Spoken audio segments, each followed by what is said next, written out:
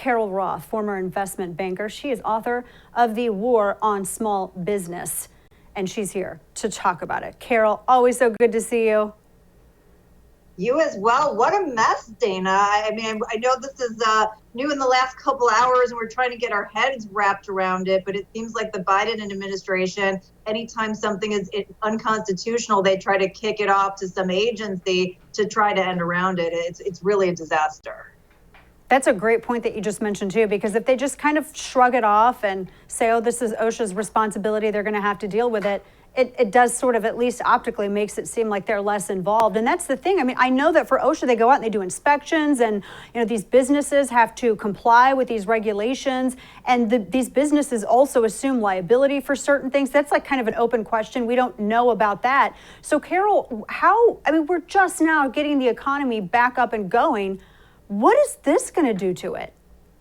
Yeah, I mean, I would actually push back on that a little and say the economy is still not up and going. It sort of looks that way because we've consolidated the economy amongst these big businesses that continue to, post huge revenues and to gain market value. But there are a lot of smaller and mid-sized businesses that are struggling. And every time you put out a rule like this, anytime you're taking away freedom and choice, whether it is from the workers or the business or both, you're moving more towards the central planning consolidation of the economy, which should be a really big concern for everyone.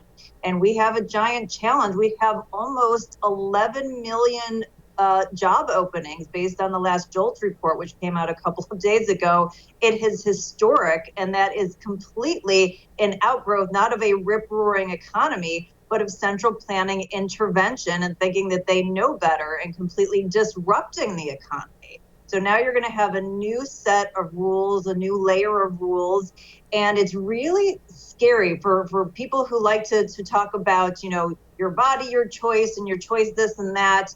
Your labor should be your choice. And they're starting to tell people, well, we're sorry, if you don't comply with what we do and what we say, you can't have a job.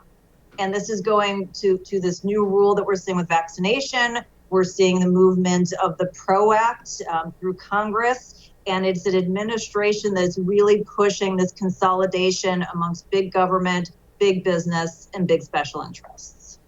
You brought up a really good point there, Carol, when you're talking about your labor really is your own, and the PRO Act, and then also with this, that's a very good point. Even getting into, the whole bake the cake stuff. It's like, who actually owns and gets to decide how your labor is distributed?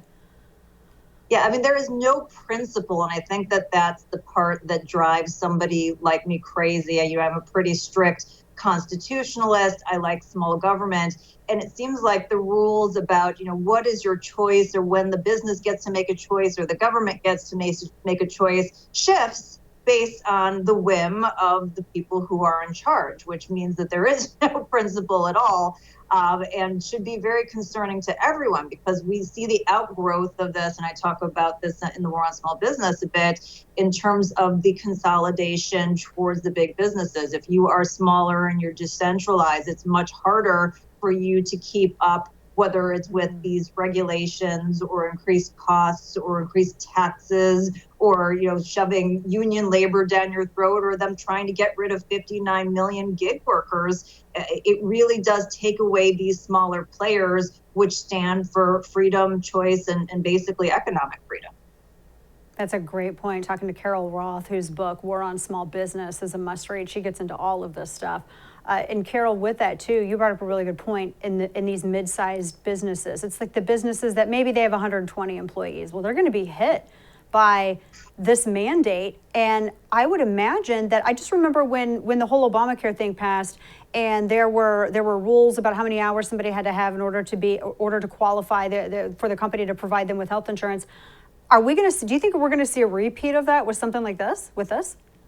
Yeah, I mean, the number is completely arbitrary. If you go by the SBA definition of what a small business, usually it's up to 500 employees. I know a lot of us would look at that as a larger small business or a medium-sized business, but it's certainly not the scope of a Target or an Amazon or a Walmart.